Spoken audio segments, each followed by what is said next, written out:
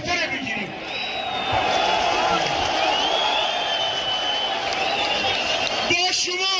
با شما همه چی ممکنه. با شما جام باشگاه آسیا هم ممکنه. What the fuck؟ امروز شما بی‌نظیری.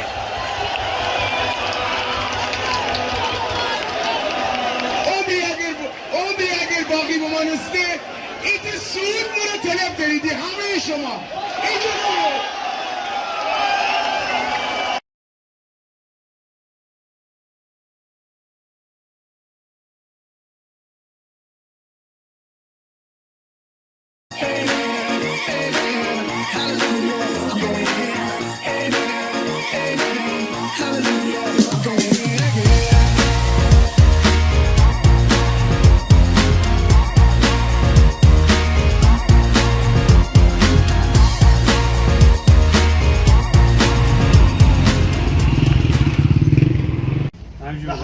هنوز خوب نشدم. همینجوری ما درست نمی‌واسطی. آره دیگه، نه دیگه میشینم دیگه. خودم بالا حال نمیده. نمیذارم خودم. چرا باز اومدی آخه؟ بازی قبلی اومدی مساوی شد، باز اومدی مساوی آره شد. دیگه.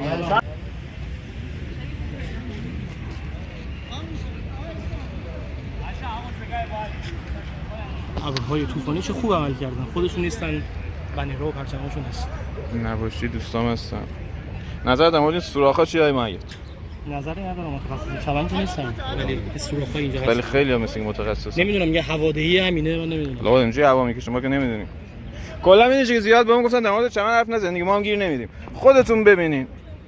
اگه خوبه بگین خوبه، اگه بده بگین خوبه. یکم راضی باشین دیگه.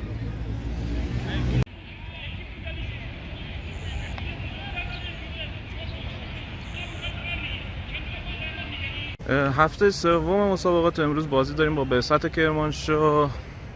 کمتر از 1 ساعت مونده تا شروع بازی. روز 2 مهر فصل پاییز شروع شده، سلطان فصل ها. تبریک میگیم به همه پاییزی های مغرور و برین کم کم شروع کنین عکسای پاییزیتون رو بگیرین. اینجا رو چشم. توی 2 بازی اول متاسفانه شروع خوبی نداشتیم، یه مساوی داخل خونه، یه باخت خارج از خونه. تو این 2 بازی گل نزدیم. نشانه‌های مثبتی تا الان از تیم مشاهده نشده، ولی خب همه امیدوارم به این بازی که تیم خودش رو بازیابی کنه و اولین سنتیات فصل رو دشت کنیم. خب به نسبت بازی قبلی اینجا دوباره یه تغییرات ایجاد شد. به نظر کم کم این سکو داره راه میفته. جایگاه اچ یادت بخیر.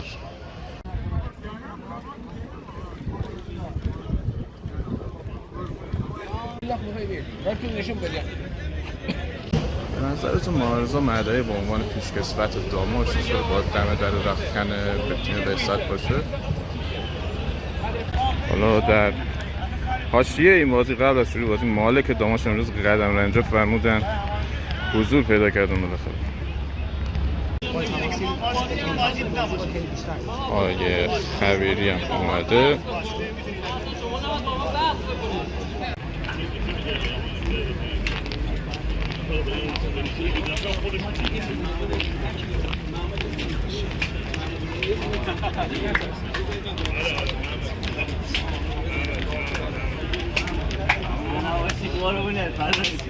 ایران آسیا امیر آبادی. ایران آسیا امیر آبادی.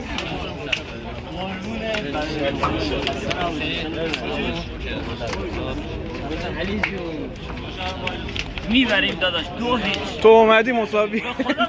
میبریم.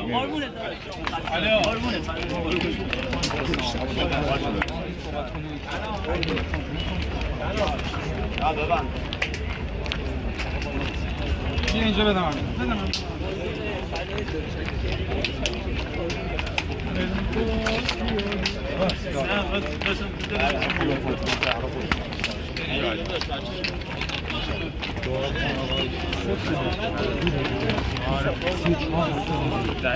سه چهار تا بزنیم.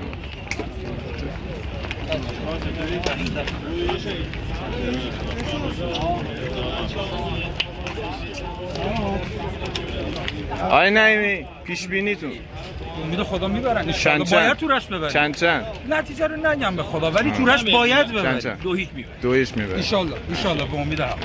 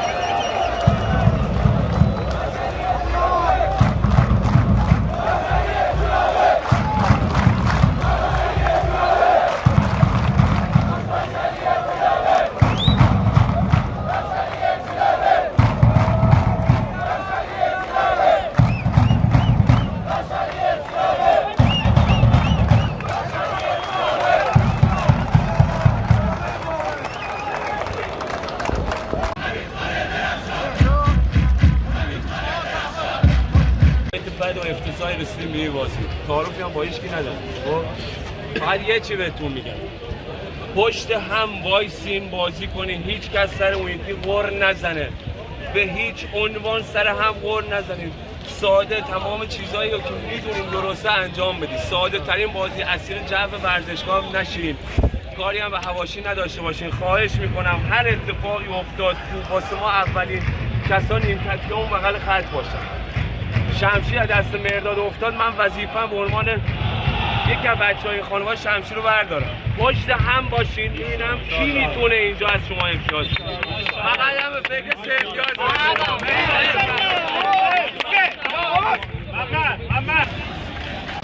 بازی لحظاتی از شروع شده. اول بسم الله یه شوت بازیکن‌های داماش زدن که به بالای دروازه رفت.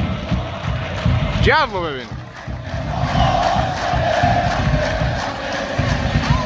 ماشاءالله.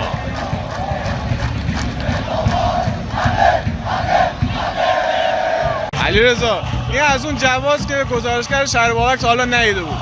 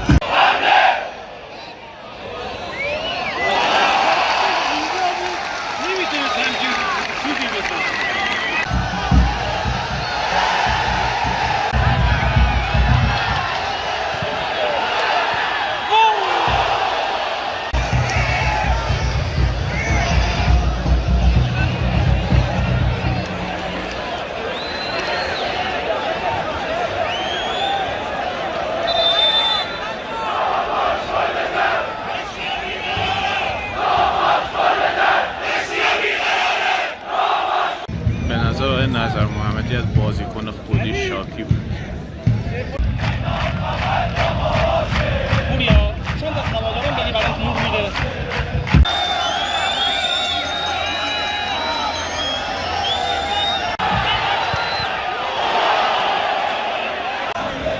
علی جان چیز زیادی از دست نه، یه 2-3 دقیقه همش دیر اومد.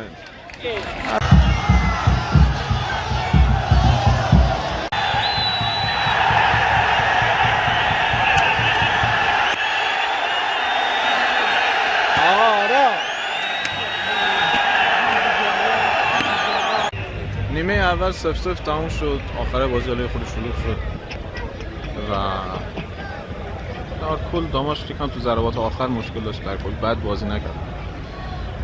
با یکم تو تمام کنندگیشون کار کنم ببینیم نیمه دوم چی میشه. امیدوارم گل برتری رو بزنیم، گل‌های برتری حتی بزنیم. نیمه دوم شروع شده. یه موقعیت خوب داریم. ببینیم بچه‌ها استفاده می‌کنن.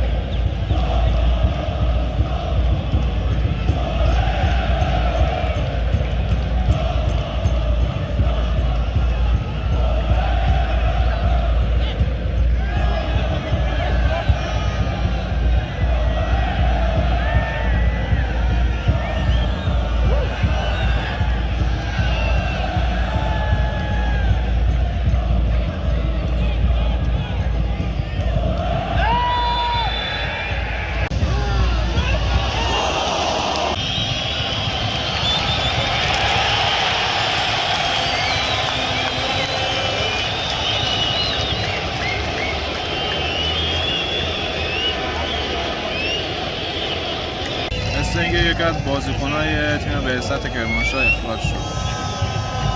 در نفره هم ما یه تعویض داریم که از این فرصت استفاده کنیم گل بزنیم.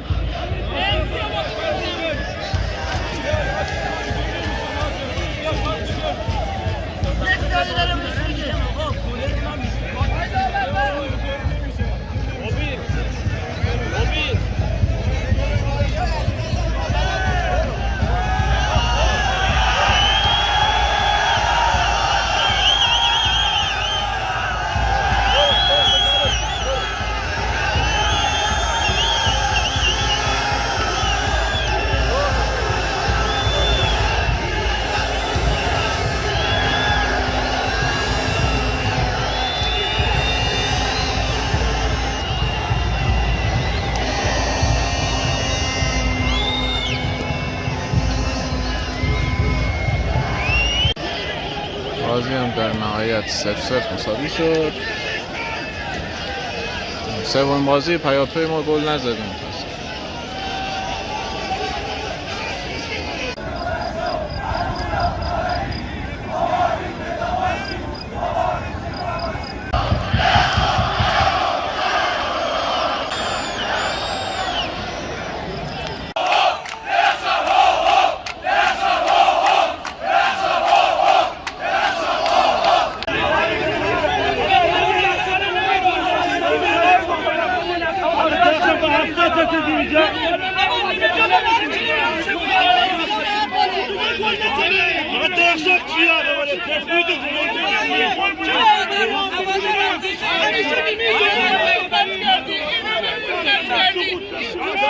تو پارسال هم همینا رو میگفتی نمیبود تو پارسال هم همینا رو میگفتی. بچه‌ها اولا که من دست تک تکتون از طرف خودم کادرم بازیکن‌ها از همه‌تون عذرخواهی می‌کنم. ما تو رشت فقط با ببریم. ما تو رشت فقط با ببریم. اصلا مساوی هم اگه قراره که تو بخواهیم نبریم. با شماها ما فقط تو رشت ببریم. ما بیشتر قبل دویتونه. ولی خواهشم ازتون یه چیز. شماها همه دارایی این تیم. شما همه دارو ندارید. این تیم میدونید هیچ چیز دیگه نداره. ما یه خدا رو داریم، یه شما رو داریم، یه بودجه که داریم خرج کنیم. اگر این جوونا بشکنن، ببین بچه‌ها مربی من نمیخوام کاظم کسی. مربی فردا رفت. باز ما شما تا باید بحث فنی کرد. ما توی هفته 2 بار جلسه کمیته فنی داشتیم. روند بازی امروز ما بحث کنیم 10 نفره شدن شد دوستان. 10 نفره دیگه میتره. ولی روند بازی امروز ما نسبت به ولی با این شیب من راضی نیستم.